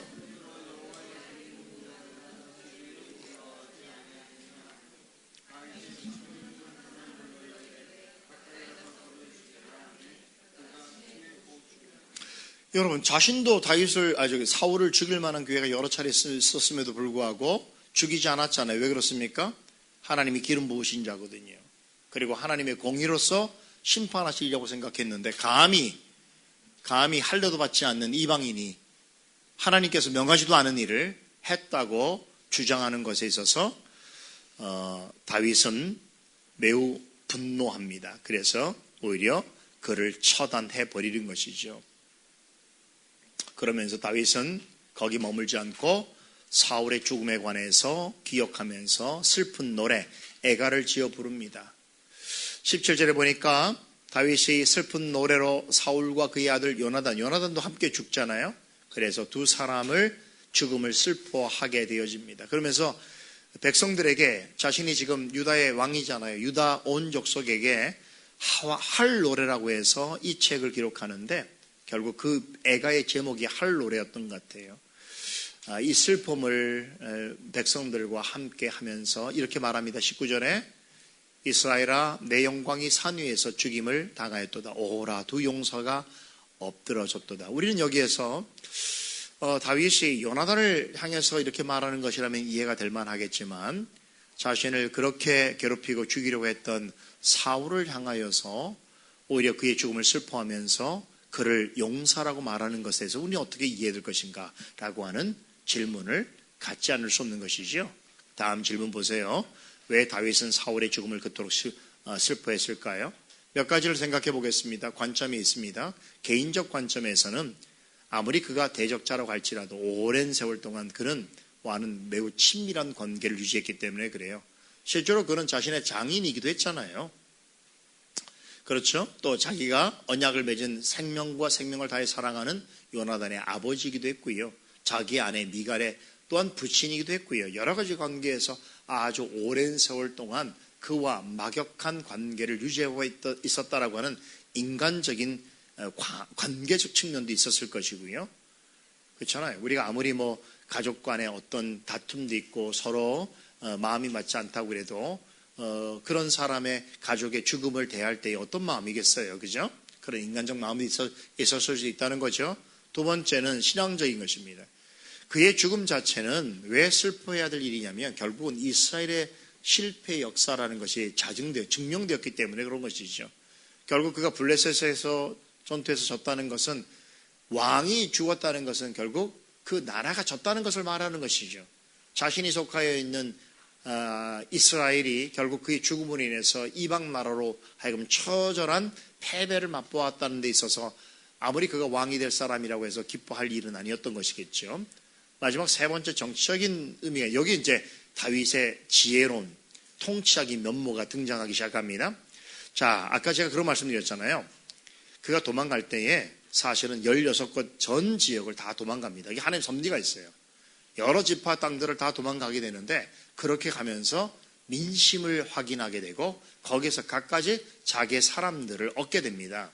그리고 향후 통일왕국이 되었을 때에 그에게 주어진 숙제 12지파들이 다 생각이 달랐고 특별히 베냐민 지파거나 아니면 사울의 이 권력의 지배를 오랜 세월 당했던 사람들은 그냥 무조건 싫은 거야. 다윗이 그런 사람들을 이제 다 통치해야 되는 그런 통일왕국의 왕으로서 어떻게 이 사울의 죽음과 함께 발생한 갈등과 민심의 어떤 그런 문제들을 잘 수습하고 해결할 것인가라고 하는 그런 고민을 갖게 되는 것이죠. 그래서 상처 입은 이스라엘 백성들을 위로하고 흩어진 민심을 수습하여서 한데 결집시키기 위한 의도도 전 있었다라고 확신을 합니다. 결국 그가 이 사울의 죽음에 대해서 왕으로서 그토록 슬퍼하는 것을 공개적으로 드러내게 될 때에 다윗에 대해서 이유 없이 근거 없이 미워하거나 싫어했던 사람들이나 지역색이든 아니면 다른 어떠한 이유들 때문에 오해와 편견을 가졌던 사람들에 있어서 어떤 생각을 하게 될까요? 아니구나. 다윗 왕이 세워지게 된다면 일단은 사울에 있던 사람들을 다 멸절시키거나 보복하거나 그럴 줄라고 하는 두려움도 있을 수 있는데, 그것이 아니고 저는 진정으로 자기 원수까지도 사랑을 베푸는 그런, 우리가 믿고 신뢰할 만한 그런 왕이구나라고 하는 생각을 정치적으로 가질 수 있도록 하는 지혜를 발휘했다는 거예요. 지도자는 이런 정치적인 판단력이 굉장히 중요합니다. 우리나라 역사를 보게 되면 우리는 정치 역사에서도 이 어떤 정권이 바뀔 때마다 어떤 일이 벌어집니까? 이전 정부에 대해서, 정권에 대해서 이렇게 뭐라고 할까요?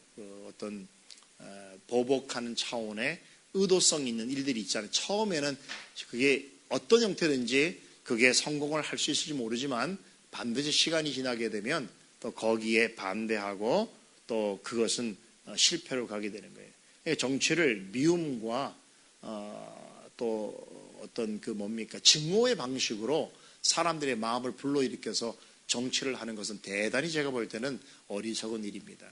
다윗은 그 부분에서 굉장한 정치적인 지혜를 발휘합니다. 제가 앞으로도 계속 이런 부분이 몇 번 나오는데 기회가 될 때마다 말씀을 드릴게요. 그가 왜 정치적으로 탁월한 지도자인가? 교회도 마찬가지예요. 여러분 목사라고 해서 여러분을 다 친한 줄 아세요? 여러분을 다 나하고 친한 줄 알죠? 다 친해요. 우리 교회는. 희한한 교회예요. 이런 교회 보기 드문. 그럼 목회자가 여러분들하고 마음이 다, 모든 성도들이 주고받는 마음이 다 똑같습니까? 그러진 않아요. 그죠? 상대성이라는 게 있는 것이니까. 그렇죠? 때로는 어떤 경우에서 원치 않는 일로 인해서 좀 불편할 수도 있어요. 제가 그런 경우도 할 때도 있어요. 예를 들면 신방 갔다 온 후에, 신방을 갔다 와서 저하고 관계가 더 좋아지는 가정이나 성도가 있는가 하면, 신방 갔다 와서 조금 눈빛이 조금 서로 좀 불편한 그런 성도들도 없지 않아 있었던 것을 지금 오늘 제가 고백할게요. 아주 옛날이라서 말씀드리시는 거예요. 지금은 없어요. 왜 그렇습니까? 목회자가 가서 잘못된 걸 이야기하거든요. 그렇게 하지 마십시오. 제가 볼 땐 그거 옳지 않습니다. 라고 말하면 어떤 생각입니까? 얼굴색이 싹 변하죠. 우리 목사님 위로해 줄 줄 알았는데 나한테 이렇게 하다니. 이렇게 생각할 수 있단 말이에요. 그런데 이렇게 생각이 조금 다르고 또 어떤 경험치가 다르고 지식이 다르다고 해서 자신이 원하는 사람들, 자신의 편에 있는 사람들만 그야말로 편애하는 방식으로 목회한다면 그것은 제가 볼 때는 결과적으로는 좋지 못한 그런 일이 될 겁니다. 그죠? 좀 진심을 모르더라도 하나님 앞에서 정직한 마음으로 신실하게 가게 되면 언젠가는 저는 하나님 말씀의 역사를 믿는 사람이에요. 그래서 여러분이 혹여나 원치 않게 곤면한 말이 여러분의 마음에 무거움으로 다가와서 인간적으로 섭섭하든 아니면 다른 생각을 할 수 있다고 생각합니다. 그러나 그것도 하나님 앞에서 정직하게 한 그런 일에 대한 결과라고 한다면 결국 하나님이 말씀으로 그 마음을 돌이키시거든요. 이해되세요? 자, 그런 마음의 태도가 좀 필요하다는 것도 우리가 이건 인간적인 관계도 마찬가지입니다.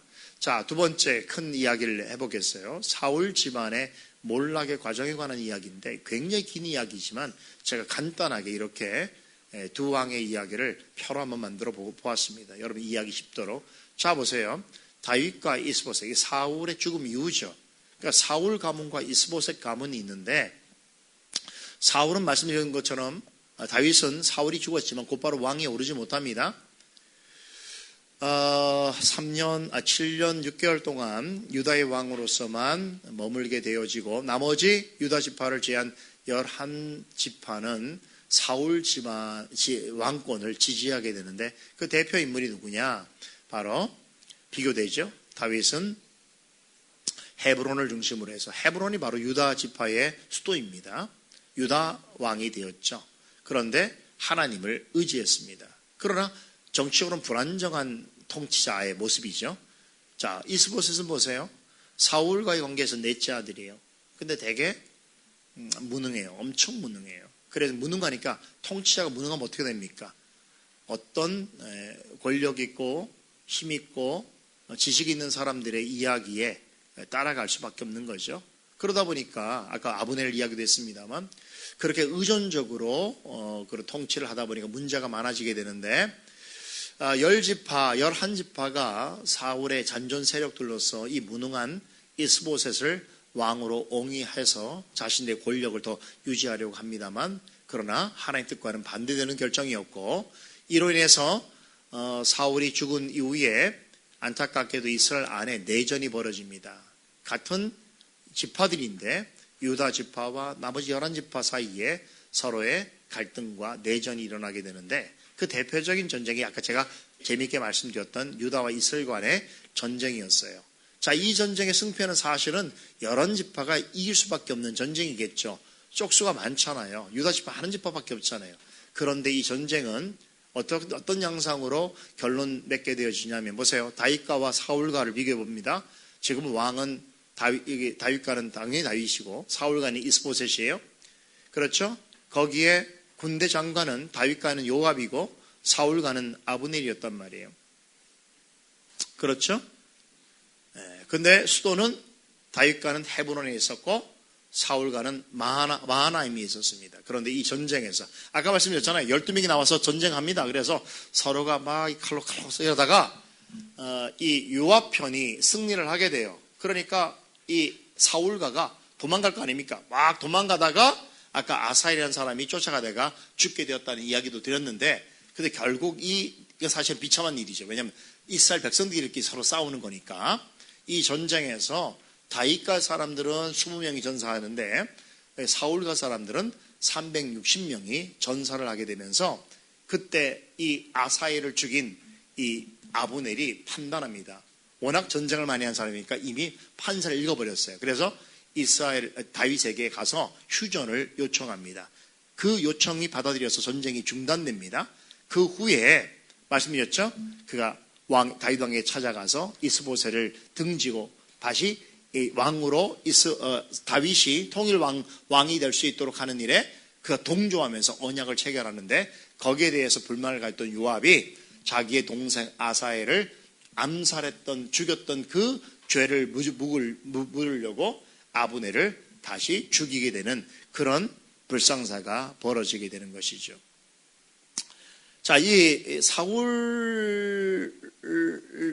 이 왕가를 지지하고 계속 계승하려고 했던 이 대표적인 두 사람, 이스보셋과 아브넬 사이는, 둘 사이가 처음에는 수렴청정의 관계로 유지가 됐지만, 시간이 지나면서 아까 말씀드린 대로 아브넬이 사울의 첩을과 이 부적절한 관계로 인해서 그것이 들켜지게 되고 관계가 악화되게 되어지고, 이스보셋이 아브넬을 공개적으로 비난하게 되고, 그에 대해서 아브넬이 왜 이런 일을 문제 삼느냐고 하면서 도리어 분노를 표출하게 되면서 아브넬과 이스보셋이 서로 사이가 갈라지게 되면서 결국에는 아브넬이 다윗에게 투항을 하게 되는 그런 상황에서 이스보셋의 그 사울과는 완전하게 무너지게 되는 것이죠. 그 이야기가 다음 내용이에요. 다윗과 아브넬의 언약이 있었다는 거 넘어가겠어요.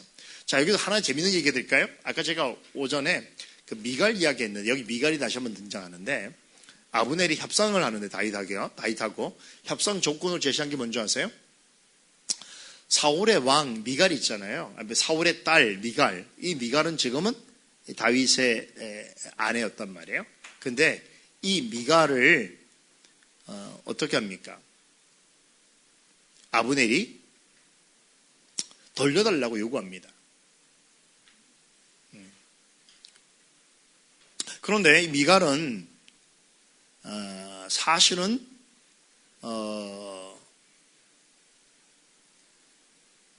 다윗의 아내였다가 다윗이 도망다녔잖아요. 아버지 때문에, 사울 때문에. 그런데 그걸 알고 사울이 발디엘이라는 사람에게 이 딸을 줘버려요. 그래서 다윗이 도망다니는 사이에 이 미갈은 남의 아내가 돼버렸어요. 이미. 아주 복잡한 이야기인데. 그래서 결국 다윗이 아브넬의 요청을 받아들여서 이 미갈을 다시금 자신에게 데려오게 되는데요. 자, 이건 좀 다른 이야기입니다만, 이러저러한 일로 인해서 이 미갈은 참으로 파란만장한 여성을 살게 되어지는데 이런 과정이 이야기가 좀 있다는 거예요. 복잡한 이야기예요. 그러나 우리가 이런 시간이 아니면 제가 말씀드릴 기회가 없을 것 같아서 잠시 설명을 드렸는데 중요한 내용은 아닙니다만 여하튼 계속 내용 보십시다. 우리가 지금 뭘 보고 있냐면 이 사울과의 완벽한 몰락의 역사를 지금 보고 있는데 요압의 복수와 아브넬의 죽음 말씀을 드렸고요. 그리고 결국은 이스보셋의 죽음을 맞이합니다. 자, 아브넬이 죽었다라고 하는 소식을 듣고 절망하게 된 이 이스보셋이 완전히 멘붕 상태에 빠졌어요. 그러다가 낮잠을 자다가 자객에 의해서 목 잘려서 죽음을 당하게 되는데 그래서 사울가가 완전히 몰락하게 되죠. 그런데 이 이스보셋의 암사자들이 어떻게 한 줄 아세요? 다윗에게 찾아갑니다. 어떻게 찾아간 줄 아세요? 그의 목을 잘라갖고 가져갑니다. 그러니까 또 이 다윗을 몰랐던 거예요. 다윗은 사울처럼 그런 사람인 줄 알고 대적자의 목을 잘라서 가져가면 상을 받을 거라고 생각했거든요. 그런데 다윗이 그 암살자들을 전부 처형해버립니다. 왜 그런 줄 아세요? 여긴 정치적 의도가 있다고 그랬죠? 다시 말하면 여전히 사울 왕가를 지지하는 사람들, 그 이스라엘 백성들의 마음을 헤아립니다. 그 자신이 만약에 그 암살자들에게 그들 편에 섰게 된다면 점점 더 아직도 그 수가 굉장히 많은 이 사울 왕가의 지지자들로부터 배척을 당하게 되고 그러면 통일 왕국을 이루는 데 있어서 큰 지장이 있다는 것을 그는 판단했기 때문에 오히려 자기 대적자인 이스보셋이었지만 그를 암살한 사람들을 오히려 처형함으로 인해서 여전히 사울 왕가의 복권을 지지하는 국민들을 다 품에 안게 됩니다. 그러면서 서서히 다윗 왕권의 그 내용들을 강화시켰는데 자, 성경이 이런 이야기를 이렇게 길게 이야기하는 건 뭐냐면 여러분 이게 단순히 믿음으로 되는 이야기가 아니에요. 우리 신앙의 삶도 마찬가지예요. 물론 믿음으로 살았다고 히브리서에 있는 말씀은 그 전체의 삶을 하나의 말로 표현하면 믿음으로 살았다지만 우리가 지금 아브라함, 이삭, 야곱, 요셉의 이런 삶을 쭉 관찰하면서 믿음으로 산다는 게 아무 일도 없이 앉아서 기도만 하면 되고 24시간 교회만 있으면 되는 이야기입니까? 아니잖아요. 회사도 안 다니고 그냥 기도만 하면 모든 문제가 해결되는 일입니까? 이게 믿음으로 사는 것입니까? 다 목사 되겠다고 신학교 가고 뭐 처자식 다 버리고 그러면 됩니까? 아니란 말이에요. 여러분 믿음으로 산다는 것은 결국은 이런 삶의 많은 우여곡절, 이런 많은 사람의 업앤다운이 반복되어지는 속에서 하나님께 대한 그 믿음을 가지고 끝까지 정진해가는 삶. 그래서 제가 여러분에게 말씀드렸죠. 요셉 얘기하면서 형통함이라고 하는 말의 뜻이 뭐라고 그랬습니까? 역경을 이기고 하나님 앞으로 나아가는 게 형통함이라고 그랬지. 믿지 않는 사람들이 갖고 있는 잘 먹고 잘 살아가는 그것이 형통함이 아니라고 성경 분명히 말한다고 말씀드렸잖아요. 그러기에 이미 하나님 편에서는 애굽의 총리로 택정을 받은 요셉이지만 요셉이 이 가정까지 이르는 그 많은 일들 속에 얼마나 많이 억울하고 얼마나 많이 괴롭고 슬프고 안타까운 일들이 그것도 계속 연속으로 이루어지는 과정들을 보면서 세상에 어떤 사람이 그를 보면서 형통하다고 말할 수 있겠으나 성경은 명백하게 뭐라고 말합니까? 그는 형통한 자였다고 말하죠. 그 이유를 뭐라고 그랬죠? 여호와 하나님께서 그와 함께 하셨기 때문에. 그러니까 그리스도인의 형통함이라고 하는 것은 물질적이고 육적이고 눈에 보이는 것 때문에 그것이 잘 되고 안 되고의 차원으로 결정되는 문제가 아니라 어떤 상황 속에서 어떤 역경 속에서도 하나님과 함께하는 삶을 살아가고 있는가, 그걸 믿음으로 버텨내고 있는가, 이것이 바로 하나님 바라보시는 형통함의 근거고 기준이라는 거예요. 이게 성령의 가르침이란 말이에요. 이해되십니까? 오늘 우리가 이 역사를 통해서도 확인을 볼 수 있습니다. 자, 그래서 이스보의 결국 이 모든 일에 있어서 사무엘하 3장 39절입니다. 31절에는 39절은 이렇게 말씀을 해서 이제 사울의 가문에 완벽한 몰락의 정원을 고하는 이야기로 이제 이야기를 마무리합니다. 이게 3장 39절 내용인데 같이 한번 읽어볼까요? 여호와는 악행한 자에게 그 악한 대로 갚으실지라. 보세요. 악한 자에게 악한 대로 갚으시는 하나님의 공의가 어떻게 했다는 거예요?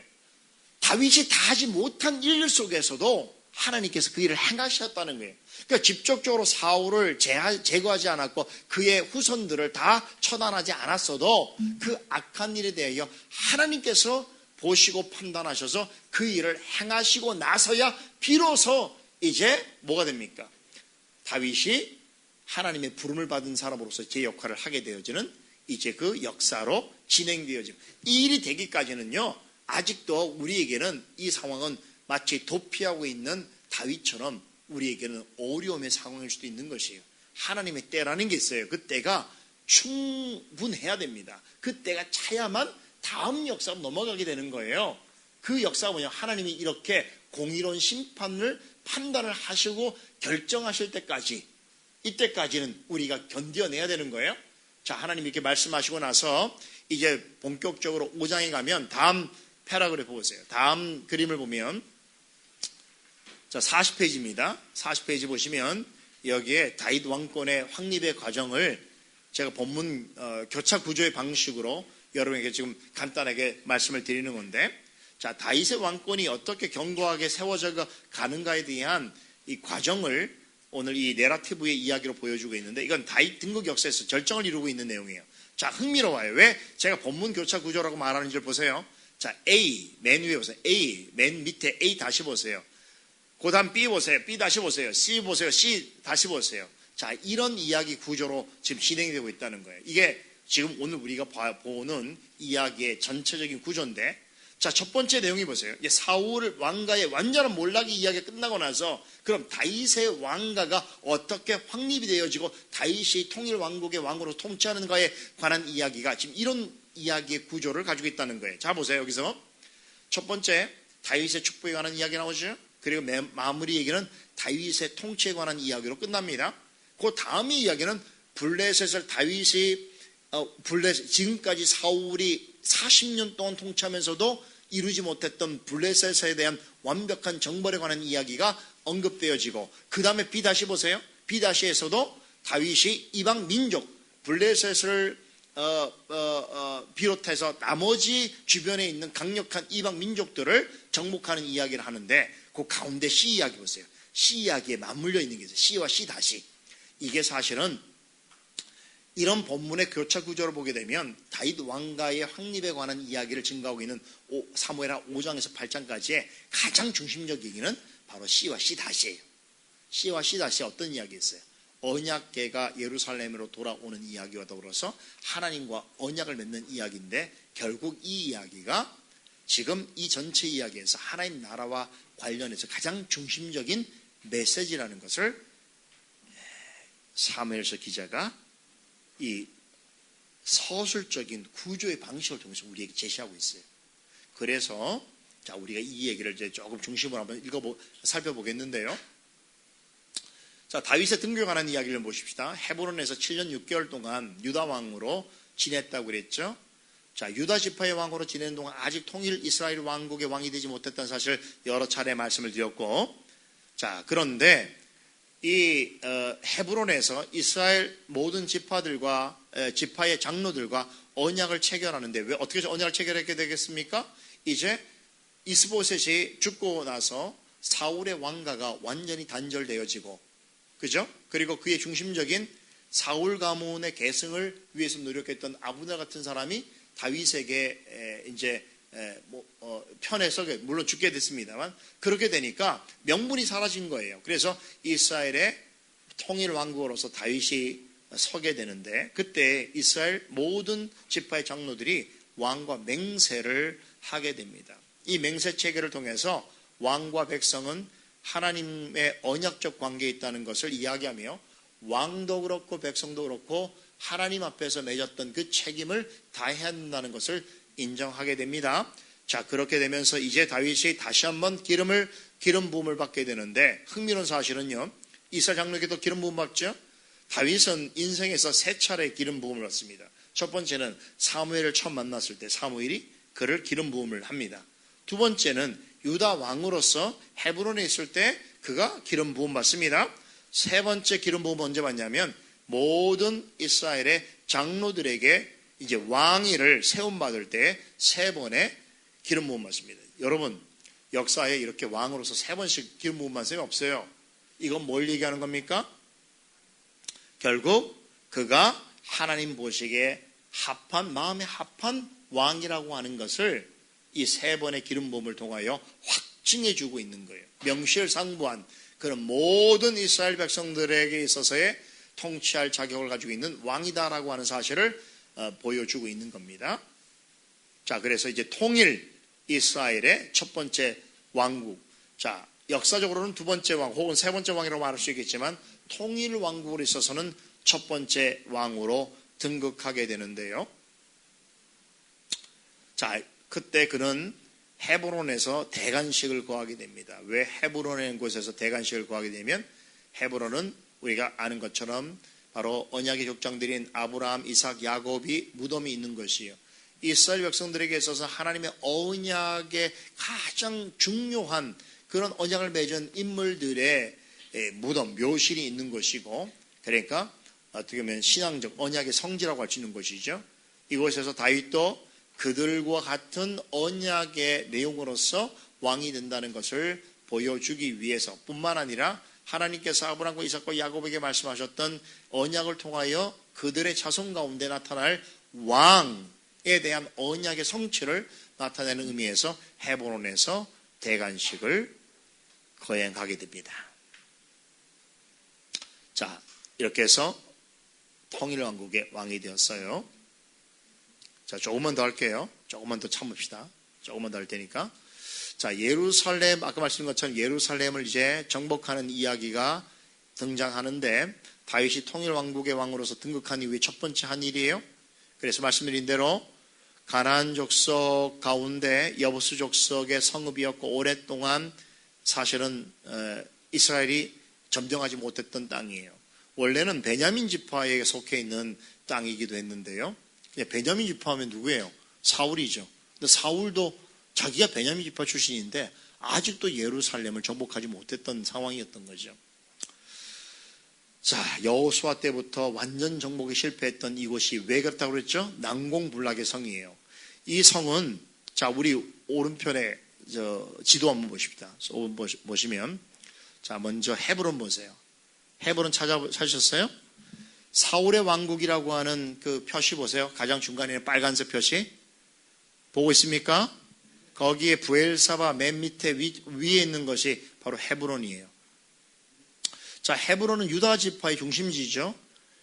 이 유다 지파가 바로 헤브론을 중심으로 해서 이 팔레스타인의 남쪽 지역이죠. 남쪽 지역의 땅을 유다 지파가 분배를 받게 되는데요. 그런데 헤브론은 유다 지파의 중심지이긴 하지만 전체적으로 팔레스타인 이스라엘 땅 전체로 볼 때는 수도가 어디에 있어요? 남쪽에 치우쳐 있는 형세이죠. 이해됩니까? 자, 그래서 전체 통일 왕국을 이루는 데 있어서는 쉽게 말하면 우리나라로 보면 우리나라가 통일이 된다고 그러면 사실은 예전에 우리 한반도에서 중심은 개성 정도였어요. 개성이었단 말이에요. 그죠? 그런데 지금 이제 우리는 남북이 나뉘어서 남쪽은 서울이 정도 됐지만, 그렇죠? 이 수도를 정하는 일이 되게 중요해요. 왜냐하면 수도는 전체 모든 자들에 있어서 어떤 통합을 하는 상징적 의미가 되어야 되기 때문에 또 왕이 전체를 통할하기 위해서는 그 지역이 되게 중요한 의미를 가졌어야 돼요. 그런데 유다 지파 왕으로 통치할 때는 헤브론에 7년 6개월을 했는데 왜 7년 6개월을 통치하던 헤브론에서 그가 통일왕국의 왕이 되자마자 예루살렘으로 옮기게 됐냐면 여러 가지 이유가 있습니다. 첫 번째는 그곳은 정말 천혜의 자연 환경을 가지고 있는 것이에요. 그 주변에 기본 못이 있어요. 그래서 계속해서 충분한 수원이 공급되는 곳이기도 했고 또 깊은 골짜기가 있어서 적들로부터 보호하기에 되게 좋은 곳이기도 했어요. 그 다음에 한 가지 중요한 이유가 있어요. 베냐민 지파의 땅이에요. 옛적부터 베냐민 지파의 땅이었다는 것을 생각해 보세요. 여러분, 베냐민 지파가 지금 누구예요? 사울이잖아. 사울이 베냐민 지파 출신으로 있어 이 유다 지파 출신인 이 다윗을 얼마나 고통스럽게 했어요. 그런데 그들의 땅, 그들이 정복하지 못했던 예루살렘을 여러분 통일왕국의 수도로 정한다는 건 무슨 의미예요? 베냐민 지파를 엄청 높여주는 거예요. 베냐민 지파 사람들이 완벽하게 그 마음이 이 사울에서 다윗으로 돌이키게 하는 아주 정치적으로 탁월한 결정인 거예요. 성경을 볼 때 이런 것도 아셔야 돼요. 그냥 믿음으로 본다고 해서 그냥 기도만 한다고만 생각하면 안 돼요. 이런 판단력을 왜 이렇게 가졌는지가 되게 중요한 거예요. 더군다나 더 중요한 게 결국은 이스라엘 전체를 통합하는 차원에서 가장 큰 적수로 오랫동안 있었던 베냐민 지파를 인정하고 그들을 가슴에 품는 방식으로 그들의 땅에 있던 예루살렘을 이제 도읍지로 정하게 됩니다. 그리고 가장 중요한 이유는 또 뭐가 있을까요? 이곳에 성전을 건축하려고 하는 거룩한 열망을 가지고 있었기 때문에 그래요. 그래서 이 땅을, 이 예루살렘을 정복하고 시온산성이라고 부르면서 이 시온산성인 다윗성이라고 부르게 되는데, 나중에 이 시온산성은 하나님의 성, 거룩한 산, 큰 왕의 성이라고 불리기도 했죠. 흥미로운 사실은요, 결국 지금 보세요. 이 예루살렘까지 정복을 한 이후에, 자, 5장 10절 보세요. 10절. 다 같이 읽어볼까요? 만군의 하나님 읽어볼까요? 시작.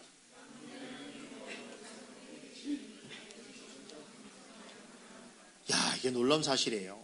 자, 이런 지금 역사적 사실을 기술하면서 결국은 자, 이렇게 다윗이 예루살렘까지 도읍을 정하고 그곳을 이제 통일 왕국의 수도로 확정했을 때에 그 이후로부터 여호와 하나님께서 그로 더 함께 하셔서 다윗이 점점 강성해진다고 했는데, 다음 페이지 보세요. 다윗이 왕도로 삼은 이곳 시온산성이 의미하는 것은 단지 이스라엘이라는 나라의 어떤 수도만을 말하는 것이 아니라 하나님의 성, 거룩한 산, 하나님의 나라, 또 나아가서 주님의 몸된 교회를 가리키는 것이고, 또 모든 역사 그리스도의 오심을 통해서 모든 심판 이후에 새로운 하나님의 모든 택한 백성들에게 주실 새 하늘과 새 땅, 새 예루살렘이라고 말할 수도 있겠는데요. 그런 점에서 다윗은 장차 앞으로 예수 그리스도에 의해서 성취될 하나님 나라의 건설에서 중요한 초석을 낳는 그런 인물이 되었다고 할 수 있겠고, 그 결과가 뭐냐? 이렇게 다윗이 점점 강성해져 가게 된 결과가 나타났다고 볼 수 있겠습니다. 다음 페이지 보시면 거기 우측편 보세요. 다윗 왕을 중심으로 해서 자, 주변에 보니까 아멜렉, 블레셋, 다메섹, 암몬, 모압 같은 이스라엘을 괴롭혔던 대표적인 이방 족속들이 있었죠. 근데 사울이 통치할 때는 이 존재들이 여전히 있어서 이스라엘을 우습게 보고 그리고 계속 전쟁이 있었던 것이에요. 그런데 다윗이 왕이 되고 나서 통일 왕국에 대해서 이걸 다 정리합니다. 한꺼번에 정리해서 왼쪽 편에 보면 주변 이방 족속들을 정복한 그 사업을 완수하게 되는데, 그 의의가 뭐냐? 첫 번째, 여호수아의 정복 전쟁을 완결지었다는 거예요. 당시에서 여호수아로부터 시작해서 여러분 다윗까지 얼마 동안이에요? 최소한 한 500년이 넘는, 500년이면 여러분 조선시대입니다. 전 역사에 500년이 넘는 세월 동안 한 번도 완전히 정복하지 못했던 이 지역들 전체를 이제서야 하나님이 약속의 땅을 주면서 그 지역을 다 선물로 주셨고 그 지역은 하나님의 땅이라고 했는데, 500년 동안 이스라엘은 이 땅을 하나님의 땅으로 누리지 못합니다. 그런데 다윗이 왔을 때 비로소 하나님이 그들이 여호수아의 지도를 통해서 가나안 땅으로 들어갔던 그 전 영토를 다 그들의 이스라엘 땅으로 만들게 됩니다. 그리고 사사시대에 해결됐든 못했던 문제들이죠. 반복적인 침략과 지배를 받는 문제가 드디어 해소되는 것이죠. 사울이 갔던 한계를 극복하죠. 사울이 어떤 한계였다고 그랬어요? 블레셋도 이기지 못하고 아멜렉도 이기지 못하고 전쟁 나갈 때마다 다 패했죠. 그런데 그 모든 일들을 이 다윗이 전부 다 한꺼번에 정리해버립니다. 그래서 놀랍게도 사울이 통치할 때만 해도 계속 그 나라의 눈치를 보고 심지어 조공을 바치고 또 뭐 신하를 보내서 뭐 그렇게 경배를 하게 했던 그런 관계가 완전히 역전이 돼서 이제는 이방 족속들이 다윗 왕에게 무릎을 꿇게 됩니다. 그래서 성경에 보면 다 모든 나라에서 조공과 경배를 받게 되니 엄청난 변화죠. 아니, 지도자 한 사람 변했는데 역사 자체가 완전히 뒤바뀌어진 거예요.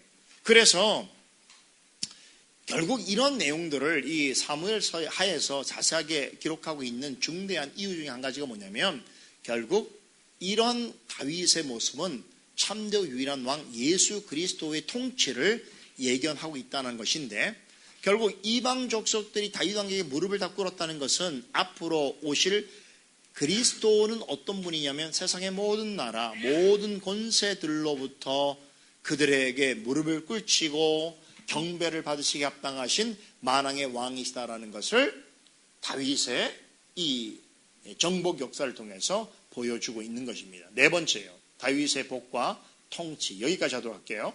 자, 다윗의 복과 통치.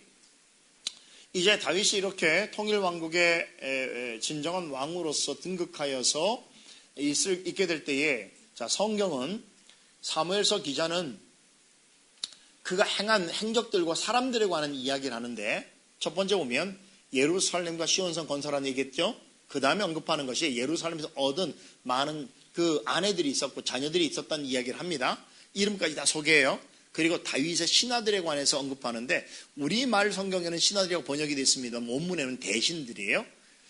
근데 그 대신들 중에는 아들도 포함되어 있어요. 이게 되게 흥미로운 사실인데, 그 히브리에 보면 코하님이라고 하는 말로 번역이 되어 있어요. 그 말을 우리말로는 대신들, 신하들이라고 말을 했는데 사실은 제사장을 말하는 거예요. 그러니까 다윗의 아들들 중에도 제상 직분을 가진 자가 있었다는 것을 말해주고 있는 건데, 되게 놀랍지 않아요? 다윗은 왕인데 그의 자녀들은 제사장 직분을 가지고 있었던 사람들이 있다는 것을 뭘 말하는 것이겠습니까? 다윗이 왕으로서뿐만 아니라 제사장적 역할도 감당하는 사람이었다는 것을 말해주는 동시에, 나중에 보면 이 다윗이 하나님의 말씀을 선포하는 하나님의 선자적 사명도 감당하는 거예요. 그런 면에서 우리가 지난번에 살펴봤던 사무엘이 가졌던 이 세 가지 직분, 제사장, 선지자, 사사, 왕으로서의 그 사역이 누구를 대표한 거예요?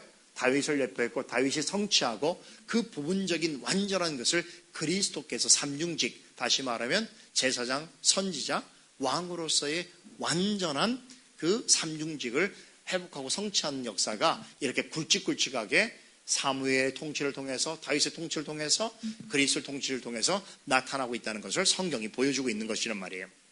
그리고 그에게 모든 백성들이 그를 왕으로 맞이하게 되는데, 그러므로 하나님의 정의와 공의로 통치를 하고 세상 다른 나라와들과는 전혀 다른 나라의 성격을 가지게 됩니다. 그것이 뭡니까?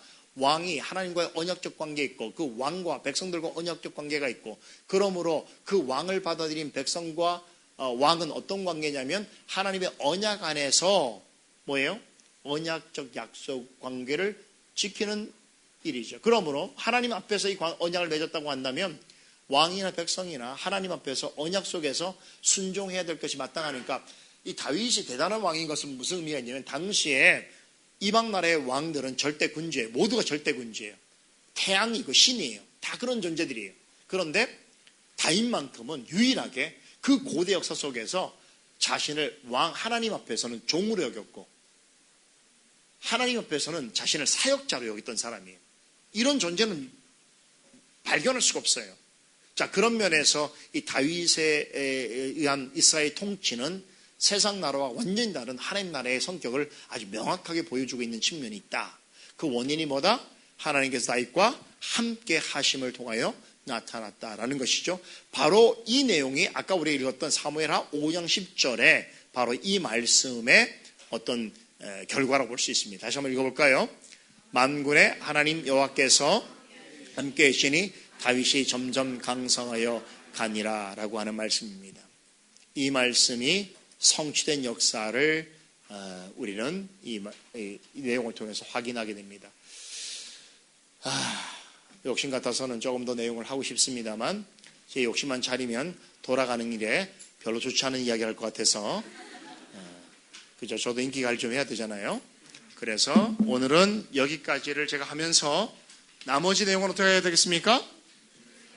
교회 가서 하면 되지 뭐. 그죠? 교회 가서 우리 남은 내용, 마지막 아주 중요한 내용들이 몇 가지 있는데, 이것은 우리 이제 남은 우리 교회 전전 세력인 오늘 오지 못했던 성도님들과 함께 공부를 마무리해 보도록 하겠습니다. 아시겠죠?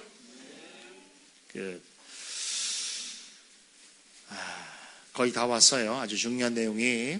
마무리는 이제 교회 가서 하도록 하십시다. 자, 그럼 기도하겠습니다. 거룩하신 하나님, 이미 우리가 우리의 참된 왕은 예수 그리스도인 것을 믿고 고백하는 자들입니다.